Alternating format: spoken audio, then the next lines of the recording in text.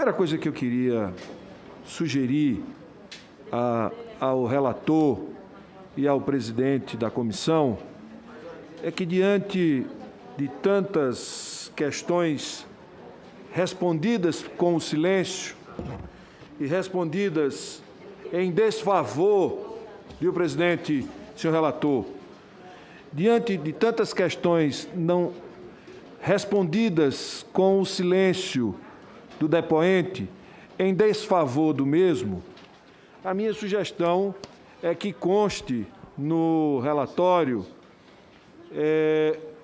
que o depoente de hoje seja considerado investigado, porque ele é responsável, como diz aqui a Emanuela Medrades, ela o apresenta como gerente de contratos administrativos da Precisa Medicamentos, coisa que ele, de todas as formas, tentou se esquivar. O e-mail de Emanuela Medrades, ela manda aqui, enviado, caro William, boa tarde, deve ser alguém, caro William, boa tarde, não participarei, porém segue a lista das pessoas que estarão presentes em nome da Precisa. Francisco Maximiano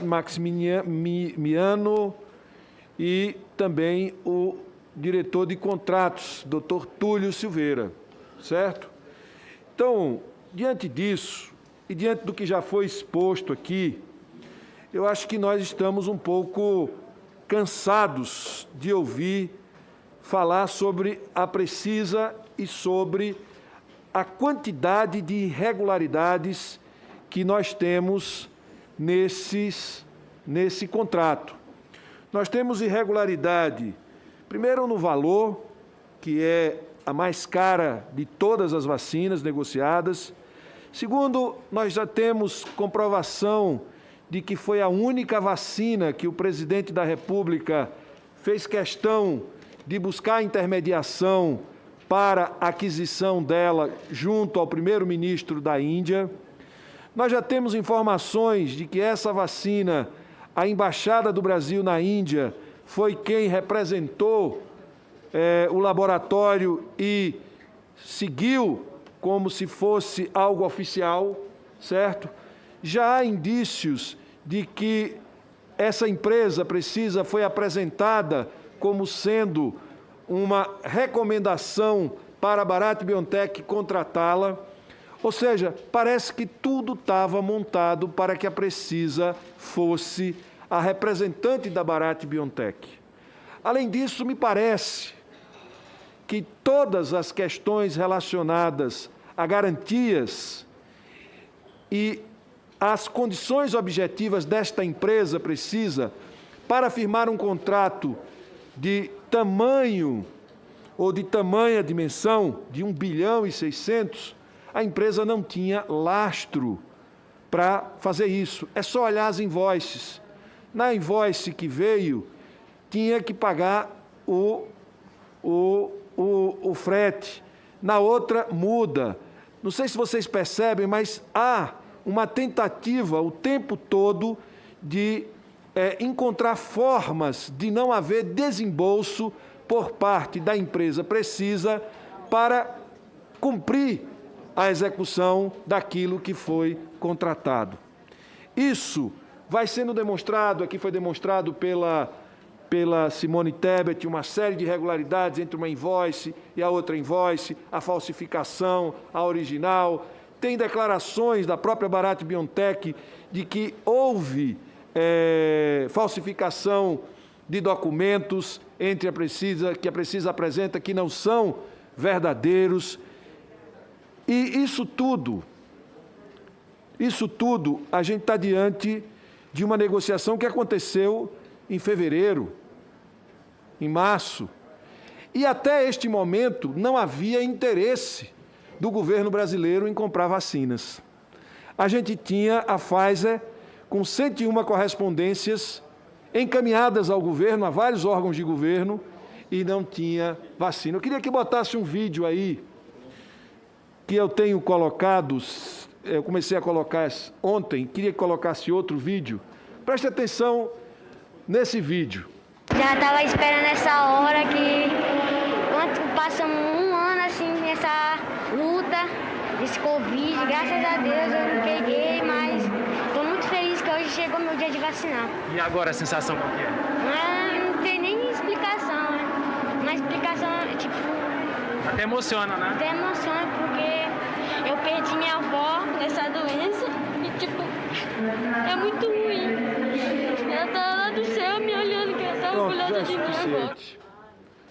Já é suficiente para a gente ver que 570.718 mortes representa o sentimento dessa criança que perdeu a avó, ou a avó que perdeu um filho, um neto, ou a mãe que perdeu o filho, ou a filha que perdeu o pai, ou a tia que criou o filho, que morreu, e assim são 600 mil pessoas e milhares e milhões de pessoas que morreram pela negligência do governo.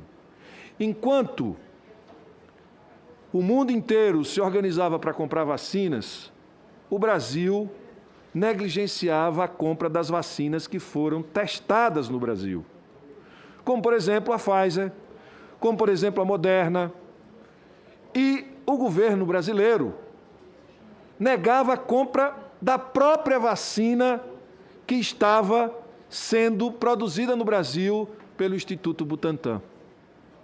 E nós deixamos de ter, no início deste ano, milhões de doses à disposição dos brasileiros. O que nós vimos foi uma disputa política do presidente para tentar colocar a vacina no braço do primeiro brasileiro antes do governador de São Paulo, utilizando-se da questão da vacina, porque naquele momento a vacina virou a prioridade do Brasil, o povo queria vacina, e a gente vê essa disputa. Mas acontece que o governo central, que é o governo do presidente Jair Messias Bolsonaro, que era quem devia comprar vacina, não comprou vacina. E só foi e não comprou vacina, e isso está representado numa campanha ou num processo de imunização lento, que neste momento já poderíamos ter mais de 50% da população, 60% da população com as 2 doses, se a gente tivesse adquirido as vacinas no período correto. O que acontece é que só houve interesse de comprar vacina no momento que a vacina passou a ser um negócio interessante para algumas pessoas. O nosso querido senador Randolfo Rodrigues mostrou aqui um esquema de interrelacionamentos, uma teia de relações entre pessoas que circularam em ambientes parecidos. O próprio doutor Túlio, que foi consultor da Fundação da OPAS na área de logística do Ministério, que vira depois diretor de contratos da Precisa, o sócio dele, que virou diretor da Secretaria, de um órgão da Secretaria de Saúde, que está relacionado ao ex-ministro, que está relacionado ao sucessor do ministro, ou seja, nós estamos diante de uma rede de interesses que precisa ser bem esclarecida para a opinião pública. Enquanto isso, o que a gente viu no Brasil foram milhares de brasileiros morrendo por falta de vacinas. Então, presidente, senhor relator, eu, quando vejo um depoimento dessa natureza, um depoimento em que a pessoa se cala, é porque não consegue falar, porque se falar, vai confirmar o que a gente já sabe, vai confirmar absolutamente tudo que a gente já sabe, que são um conjunto de irregularidades que permeou essa tentativa de comprar esta vacina, a Covaxin. E essa vacina, todos nós gostaríamos de ter a Covaxin, a Sputnik, todas as vacinas que fossem possíveis ser adquiridas. O problema dessa CPI é justamente porque não tinha vacinas. Mas o que a gente está vendo é que o governo aproveitou de um determinado momento de emergência sanitária e algumas pessoas se aproveitaram deste momento para tirar vantagem da compra de vacinas, enquanto brasileiros e brasileiras morriam pela Covid-19.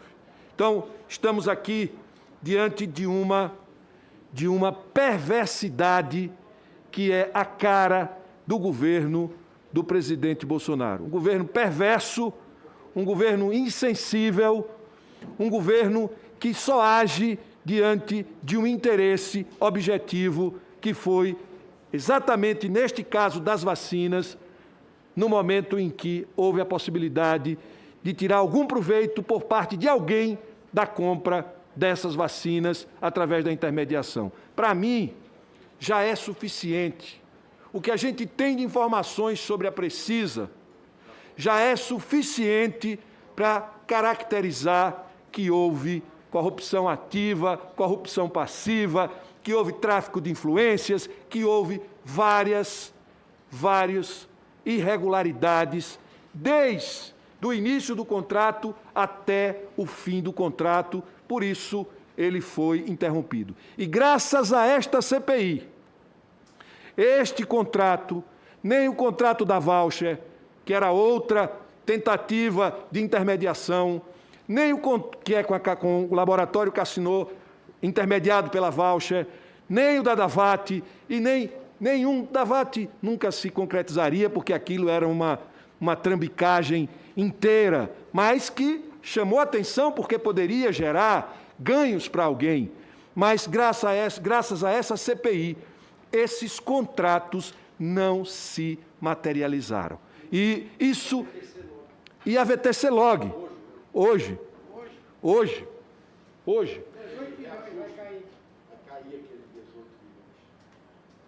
Claro, sim, claro. Então, é importante dizer que essa CPI tem cumprido um papel preventivo no que diz respeito a preservar os bilhões que nós precisamos para comprar vacinas. Porque, veja, só aqui em 20 milhões de doses era 1,6 bilhões de reais, que dava para comprar a 10 dólares, dava para comprar 40 milhões de doses, praticamente, né? Se fosse da AstraZeneca, dava para comprar 100 milhões de doses, se fosse da vacina AstraZeneca, conforme foi contratado pela Fiocruz. Se tivesse botado dinheiro no outro canto, a gente já podia já está pensando na terceira dose. Então, que bom que essa CPI está funcionando, que bom que essa CPI está interrompendo esse ciclo de intermediação, e que bom que pode ser que a gente tenha dinheiro para comprar a terceira dose, para começar a reforçar a vacina dos idosos e dos profissionais de saúde,